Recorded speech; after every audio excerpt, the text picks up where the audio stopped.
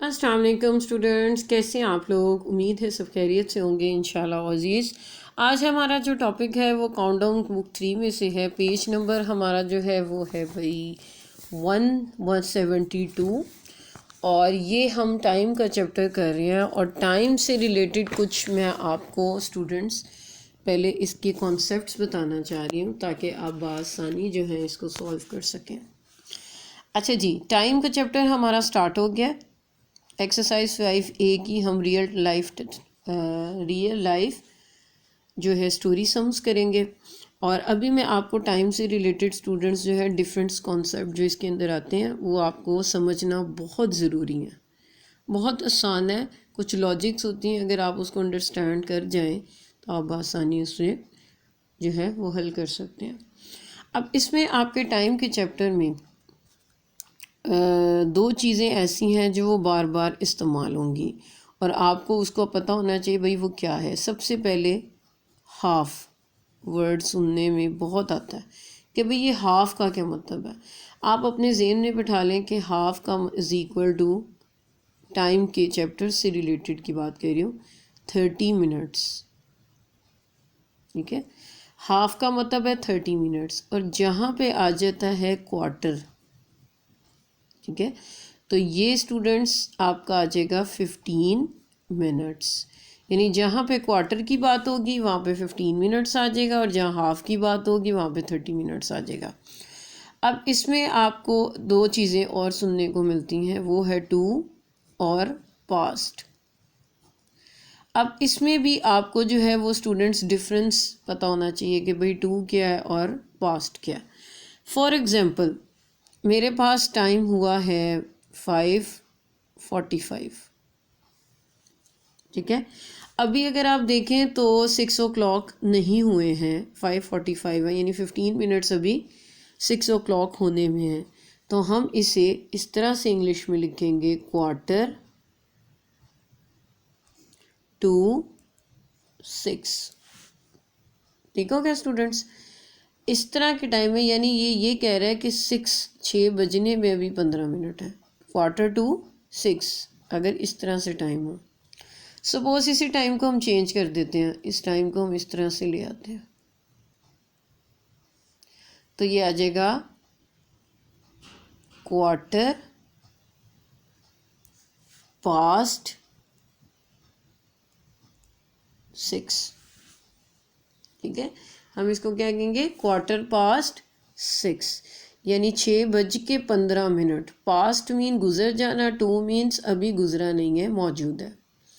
इस तरह से ये जो है इसकी आएगी। अब सपोज हमारे पास है जी 5:30, तो हम इसे कहेंगे 5:30।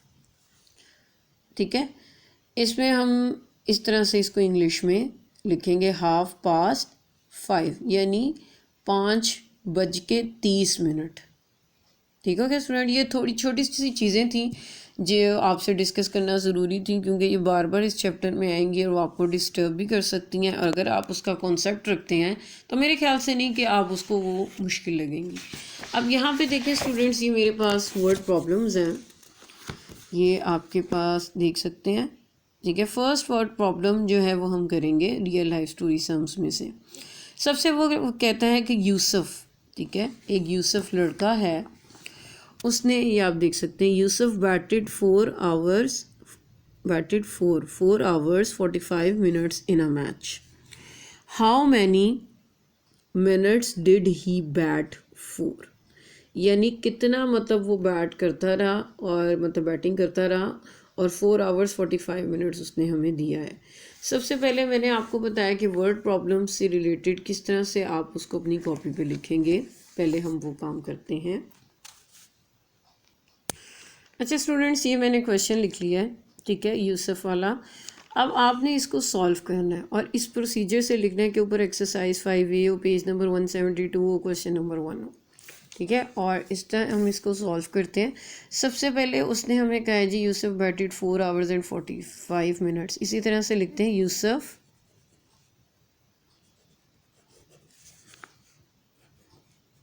बैटेड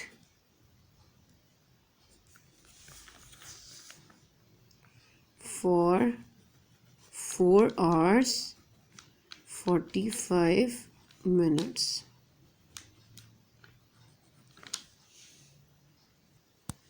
जी, सेकंड में हम लिखेंगे कि हाउ मैनी मिनट्स आर, आपने एरो से ये बताना है कि 1 hour is equal to 60 minutes. अब आपने इस 4 को 60 से मल्टीप्लाई कर देना है, सिंपल। 4 ज़ीरो ज़ार 0, 6 4 ज़ार 24, तो आपके पास ये आ गया 240। अब आपने टोटल मिनट्स निकालने हैं, तो इस 45 को आपने 240 के साथ प्लस कर देना। 5 में 0 + 5 4 4 8, और आपके पास आ जाएगा 2 ऐसे 285। तो total minutes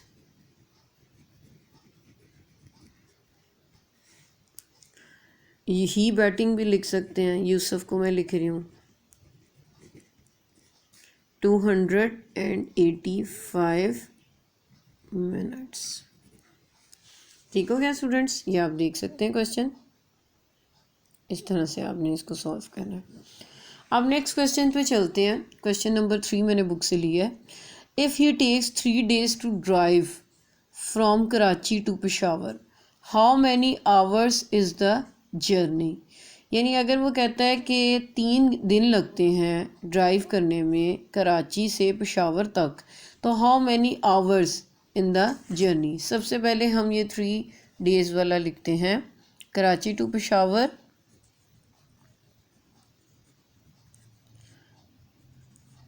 Karachi to Peshawar,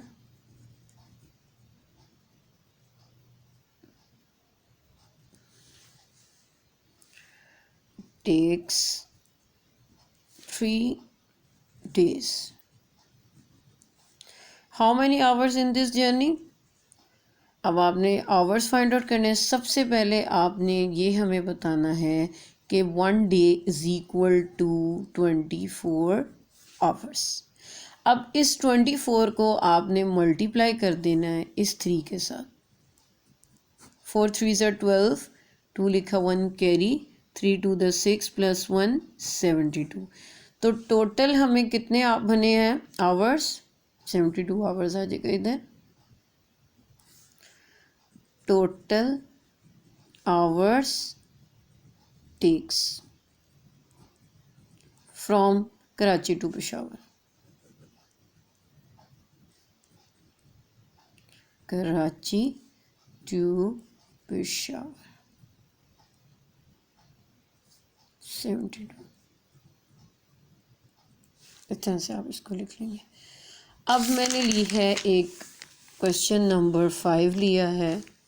अब इसमें कहता है if the train journey from Quetta to Lahore, यानी कोयटा से लाहौर की तरफ गई है, takes 1 day and 4 hours, how many hours will the train journey be from Lahore to Quetta. इसमें ये कह रहा है कि अगर हम ट्रेन पे जाते हैं ना, सफ़र करते हैं कोयटा से कराची लाहौर तक, तो हमें 1 दिन और 4 घंटे लग जाते हैं। अब वो कहता है कि कितने घंटे लगेंगे कि अगर हम ट्रेन से जाएं, ठीक है, लाहौर से कोयटा तक। तो सिंपली आपने पहले लिखना है आंसर, यहाँ पे आंसर की हेडिंग, ये आंसर नंबर 5 है।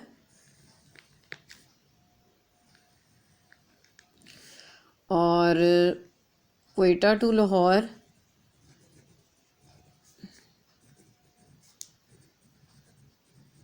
Time taken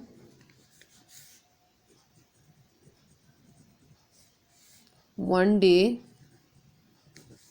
and 4 hours।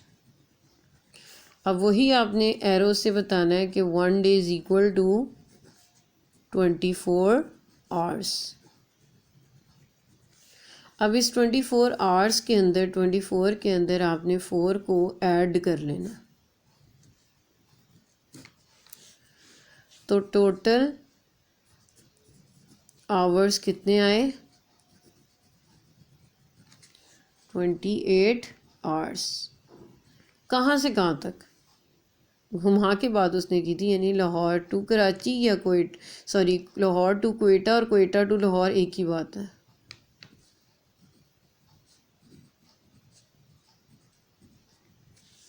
ठीक हो गया स्टूडेंट्स? इस तरह से आपने ये वाली वर्ड प्रॉब्लम्स भी डन करनी है। और कोई भी आपका क्वेश्चन हो इससे रिलेटेड या कोई और वर्ड प्रॉब्लम आपको नहीं समझ आ रही हो या इसी एक्सरसाइज में कोई ऐसा क्वेश्चन हो जिससे रिलेटेड आप वीडियो चाहते हैं तो काइंडली मुझे कमेंट कीजिएगा। Thank you so much. अल्लाह हाफ़िज़।